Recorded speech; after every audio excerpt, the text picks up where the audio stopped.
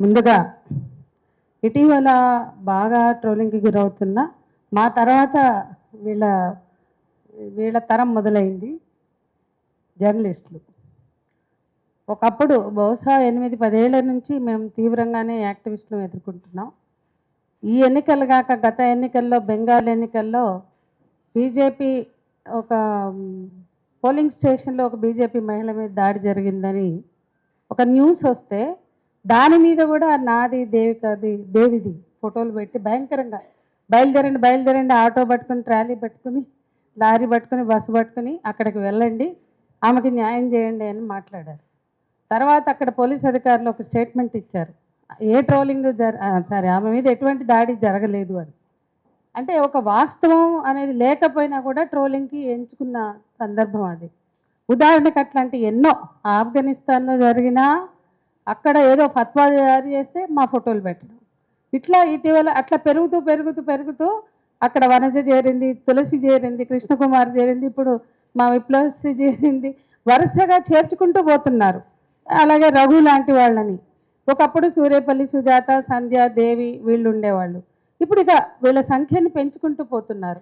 అంటే ఏంటి ఈ ట్రోలింగ్? ఎప్పుడూ ఆగలేదు, ఎప్పుడూ ఆగలేదు. మనం దాన్ని ఇగ్నోర్ చేయడం మొదలెట్టాం అంతే.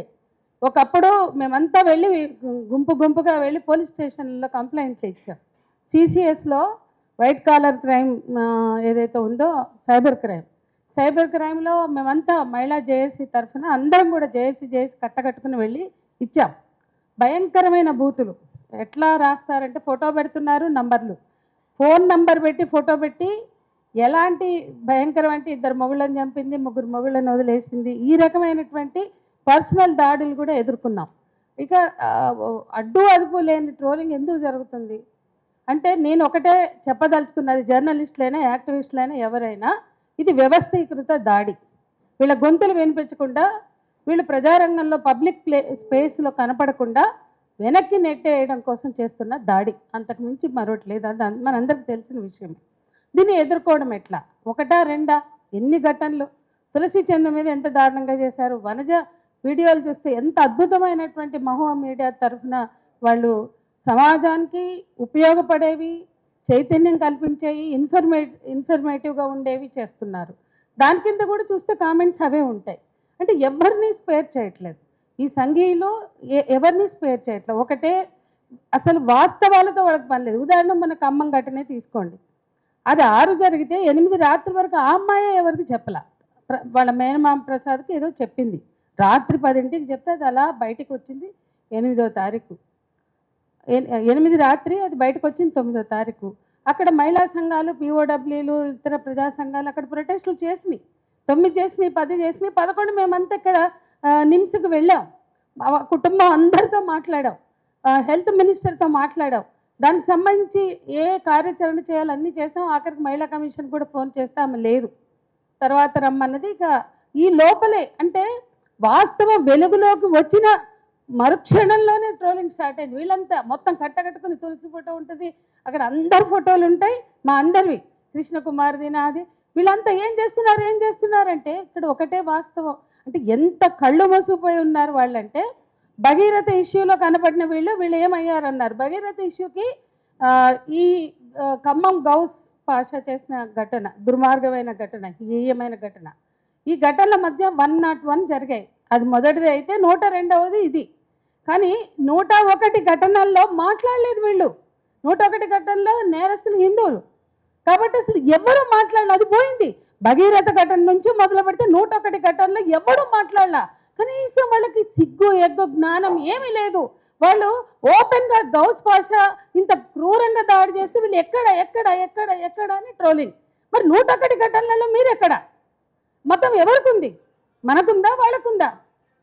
ఈ ఘటనని కూడా ఖండించాం. ఎందుకు ఖండించాం అంటే కనీసమైన సోయి లేదా వీళ్ళకి? గౌస్ పాషా అయినా లేకపోతే క్రిస్టఫర్ అయినా ఇంకెవడైనా నేరస్తుడు ఎవడైనా ఖండిస్తాం, ఎవడైనా శిక్షించమని కోరుతాం, బాధితురాలు ఎవరైనా న్యాయం కావాలని కోరుతాం. ఇంత కామన్ సెన్స్ లేకుండా, ఇంత స్పృహ లేకుండా వీళ్ళు ఉన్నారంటే వీళ్ళ కళ్ళు ఎందుకు మూసుకుపోయింది? వీళ్ళు ఎందుకంటే ఖచ్చితంగా అంటే వాళ్ళకి ఏ ఫ్యాక్ట్స్ తోటి పని లేదు. ఇప్పుడు గౌస్ పాషా అక్కడ చేశాడు అనగానే మొదలైనవి. అదే రోజు రకరకాలు ఎక్కడి నుంచి వచ్చిందో ఆ ప్రియా చౌదరి, ఎక్కడి నుంచి వచ్చిందో ఆ ఆకుల శ్రీవాణి, ఇష్టం వచ్చినట్లు ప్రేలాపనలు. అంటే వాళ్ళకి జవాబుదారీతనం ఎందుకు లేదు? జవాబుదారీతనం ఉన్న వాళ్ళు ఎవరైతే భగీరథ ఘటన నుంచి భగీరథ ఘటన తెల్లారే సంగారెడ్డిలో వికారాబాద్లో జరిగింది. నేరస్తులు అరెస్ట్ చేశారు కదా నేరస్తుల్ని. అదే రోజు ఈ గౌస్ పాషా ఘటన బయటకు వచ్చిన రోజు చిక్కడపల్లిలో జరిగింది, బొల్లారంలో జరిగింది. ఇవన్నీ పోక్సో కేసులే. మరి అన్ని పోక్సో కేసుల్లో ఎందుకు మీరు మాట్లాడరు? ఒక్క పోక్సో కేసులో మాట్లాడినా, ప్రొటెస్ట్ చేసినా, మాట్లాడలేదు అన్న అపోహకు మీరు వెళ్ళి లేదా దాన్ని క్రియేట్ ఎందుకు చేస్తున్నారు? దీని వెనుక ఉన్న పర్పస్ ఏంటి అంటే స్పష్టం. ఈ ప్రోగ్రెసివ్ ఎలిమెంట్స్ ఎవరైనా సరే, అది జర్నలిజంలో ఉన్నా యాక్టివిజంలో ఉన్నా, వీళ్ళ మీద దాడి చేయడం, బురద జల్లడం, ఇదొకటే లక్ష్యం. దీన్ని ఎదుర్కోవడం ఎట్లా అనేది ఇవాళ మనం మాట్లాడుకుందాం. అది చాలా ముఖ్యమైనది. ఎందుకంటే వందల ఘటనలు ఇప్పుడు చెప్పాలంటే ఈ 10 ఏళ్ళుగా వ్యక్తిగత దాడికి ఎదుర్కొని అసలు కొంచెం కూడా ఎప్పుడో కాస్త బాధపడతాం కానీ ఆ బాధ కూడా పోయింది. ఇప్పుడు ఎటువంటి దాడి జరిగినా కూడా పట్టించుకోలేని స్థితిలోకి మేము వచ్చేసాం. కానీ ఇట్లా అందరూ ఉండగలుగుతారా? ఈరోజు వచ్చిన జర్నలిస్టులు, వాళ్ళు వచ్చిన యాక్టివిస్టులు, వీళ్ళందరి పరిస్థితి ఏంటి? స్వాతి చతుర్వేది పుస్తకం చదివితే ఏనాడు రాసిందామా? ఇప్పుడు దాదాపు 8-10 ఏళ్ళు అయింది అనుకుంటా తను రాసి. ఆమె ట్రోలింగ్ గురించి వైఐఎం ట్రోల్ అని ఆమె రాసినటువంటి ఆ పుస్తకంలో ఎంత ఆర్గనైజ్డ్గా వీళ్ళు ఉన్నారు, ఈ ట్రోలింగ్ గ్యాంగ్స్, సోషల్ మీడియా ఈ గుంపు ఎంత ప్రయోజనాలు పొందుతున్నారు, వేల రూపాయల ఆదాయం పొందుతున్నారు, లక్షల రూపాయల ఆదాయం పొందుతున్నారు. ఈ ట్రోలింగ్ వెనుక ఆర్గనైజ్డ్గా ఒక వ్యవస్థ ఉంది.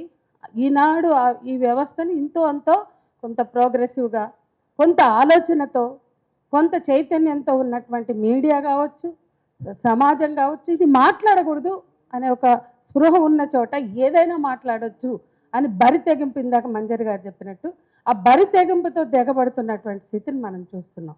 దీన్ని ఎదుర్కోవడం నిజంగానే చాలా అవసరం. అది మాత్రం ఇందాక వంజ చెప్పినట్టు సంఘటితంగానే జరగాలి. సంఘటితంగా లేకపోతే వీళ్ళు వినరు, వీళ్ళు దాడి చేస్తూనే ఉన్నారు. కానీ మనం సంఘటితంగా ఎట్లా అంటే ఖచ్చితంగా పోలీసులు ఎందుకు చర్య తీసుకోరండి? ఒక డీజీపీ అడ్రస్ చేయాలి. ఇటువంటి ట్రోలింగ్ చేస్తే మేము ఊరుకోం, ఖచ్చితంగా తాట తీస్తాం. ఎప్పుడెప్పుడో మాట్లాడతారు, తాట తీస్తాం, అది చేస్తాం, ఇది ఓడుస్తాం అని. ట్రోలింగ్ జరుగుతుంటే, ఇంత దాడి జరుగుతుంటే 2 సార్లు వెళ్ళారు వీళ్ళు. చాలా మంది దగ్గరికి వెళ్ళారు. నేను అనుకున్నాను ఈ పోలీస్ డిపార్ట్మెంట్ మీ దగ్గర చాలా మంది మహిళా ఐపీఎస్ అధికారులు ఉన్నారు. అందరూ రాత్రి పూట మహిళల భద్రత గురించి ఎక్స్పెరిమెంట్లు కూడా చేసేంత మహిళా అధికారులు ఉన్నారు కదా. లేదని మీకు కూడా తెలిపోయింది కదా, మహిళలకు భద్రత లేదు. మీరు అనుభవంగా కూడా ప్రకటనలు ఇచ్చారు కదా. కూర్చొని అడ్రస్ చేయండి. ట్రోలింగ్ చేయడానికి వేరేదో, సోషల్ మీడియా ఎక్కడి నుంచి అయినా చేయొచ్చు అని అనుకోవడానికి వీలేదు. ఈ ట్రోలింగ్ మహిళా జర్నలిస్టులు కావచ్చు, యాక్టివిస్టులు కావచ్చు, లేదా సోషల్ మీడియాలో ఉంటే డిఫరెంట్ పర్సనాలిటీస్ కావచ్చు, వీళ్ళ మీద జరుగుతున్నటువంటి దాడిని ఎట్టి పరిస్థితుల్లో ఈ చట్టాన్ని ఇచ్చలేరు. లేదా సైబర్ చట్టాలు ఏం చేస్తున్నాయి? మేము ఎప్పుడో సూర్యకాళి సుజాత మేము పోయి ఇచ్చాం. వాళ్ళు చేసింది ఒకటి, అని తీసేశారు, పోస్టులు తీసేశారు.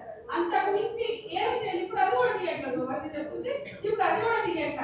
ఎందుకు అంత నిర్జీవంగా, నిష్క్రియాపరంగా, ఏ రకమైన యాక్షన్ లేకుండా ఉన్నారు? ఇట్లా ఉండడం వల్ల కదా వాళ్ళకి అంతులేని తెగింపు వాళ్ళకి వచ్చింది.